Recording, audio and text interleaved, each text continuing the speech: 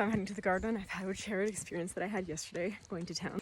And it rained for the first time in, I don't know, like a week or something like that. It's dry season here, which in our town we call summer because it's warmer.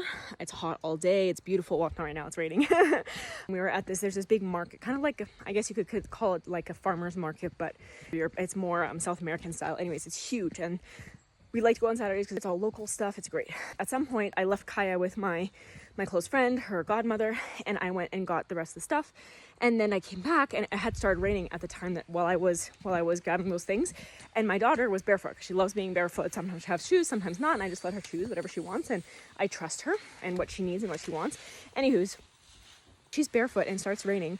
And I'm like looking for them, and then the lady's like, oh, your daughter's over there, and she's like, she doesn't have shoes on and it's raining, oh my god, she's gonna get sick. Literally, as I walk to my daughter and I grab her, literally 10 other people say the same, oh my god, she's without shoes, she's gonna get sick, it's raining, she's getting all wet, she's gonna get sick. But she was just in a short sleeve like little like dress kind of thing and barefoot, and they were freaking out, and I was just laughing. I was just like, I'm sorry, but that's just not true at all. Like, just because you get wet, and I think that in North America, it's more commonly known now that just because you get wet or just because you're barefoot does not mean that you're gonna get sick, right? Sickness has nothing to do with that, actually. But anyways, but it's just interesting to realize that here, I notice it all the time. The people who believe that if their child is outside, or if they're outside, and they get rained on and they get wet, or if they're barefoot or whatever, those are the ones that actually do get sick from that. They actually believe it so much that it actually is true for them.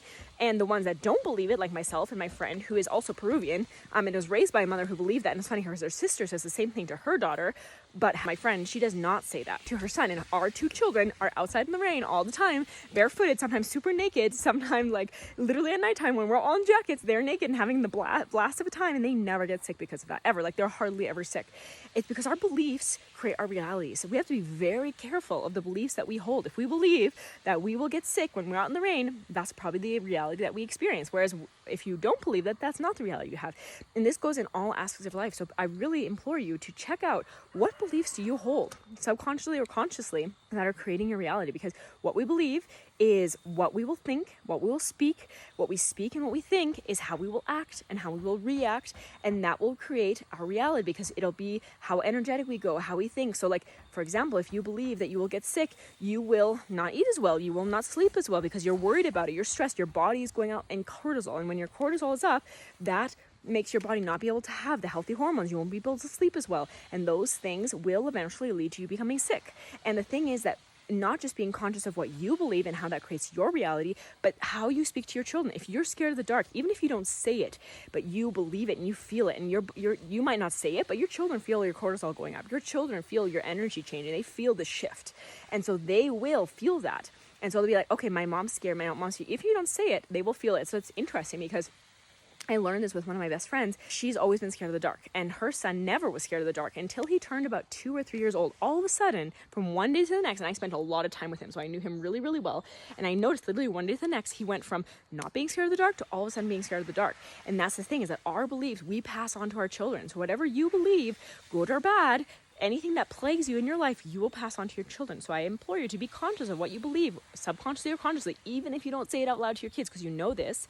You actually need to be one to shift it. So by you working on your beliefs and your fears and your the things that you wish you didn't have, you are actually changing what you are passing on to your kids. You get to actually change generational information by changing that. And so that's why I'm consciously, very consciously, shifting my beliefs around money, around my self-worth, about my body, around health, around the environment, the world in general, so that I don't subconsciously, unconsciously send it and pass it on to my daughter, and also for myself, because everything that I believe is the reality that I'm creating.